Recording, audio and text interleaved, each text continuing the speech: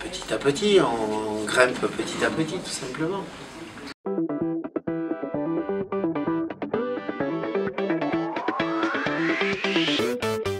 Parcours sportif, il est simple, un seul club, le Stade Toulousain, l'école de rugby. Moi, je triche un peu parce que j'ai quand même fait 2 clubs de foot, Castelmourou et le TFC, avant de rejoindre le rugby à l'école de rugby. Et depuis un parcours de joueurs bien sûr dans les écoles de jeunes, puis on n'avait pas encore de centre de formation, la Nationale B, l'équipe première. Le passage du sport amateur sport professionnel de façon très officielle en 97, un statut d'entraîneur. En parallèle depuis 93, également un parcours de dirigeant ou assimilé dirigeant parce que à la commercialisation des produits de partenariat. Et puis petit à petit, la première marche de ce club qui s'appelle la présidence. 6 titres de champion de France, un titre de champion d'Europe en équipe première, un titre de champion du monde universitaire, 2 titres de champion échelle et 3 titres de niveau.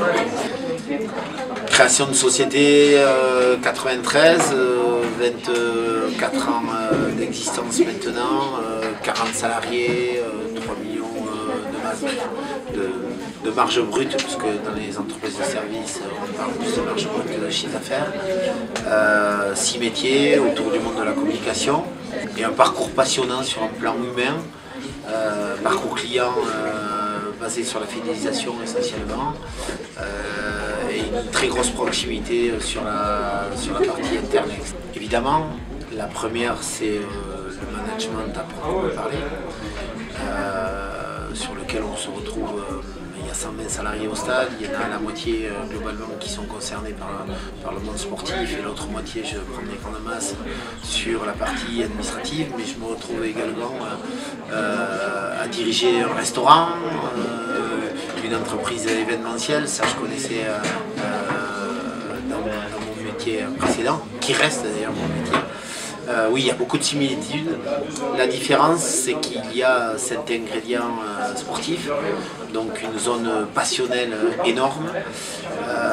La différence également pour moi, c'est la première fois que je me retrouve à diriger une entreprise qui était en place, puisque toutes les autres expériences étaient des créations.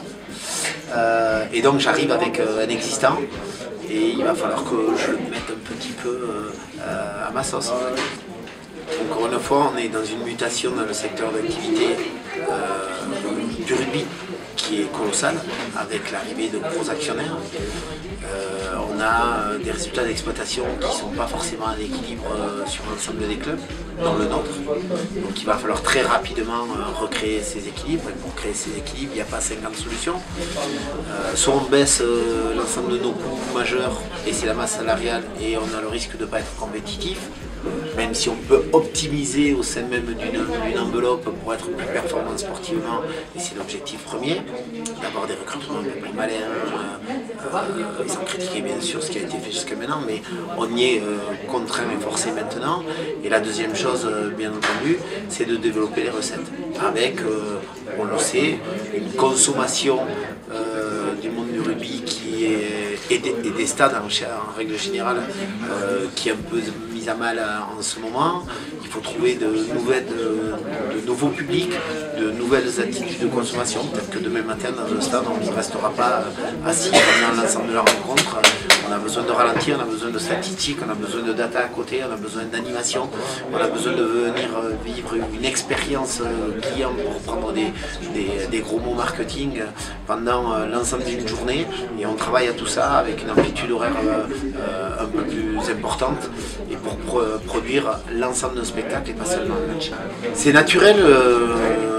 La première chose, c'est qu'il faut s'intéresser au développement du monde du sport, à savoir comment l'ensemble de ces initiatives qui existent autour du monde du sport vont nous permettre, comme je viens de le dire, de toucher de cibles différentes, d'être en éveil sur le mode de consommation qui est en train d'évoluer.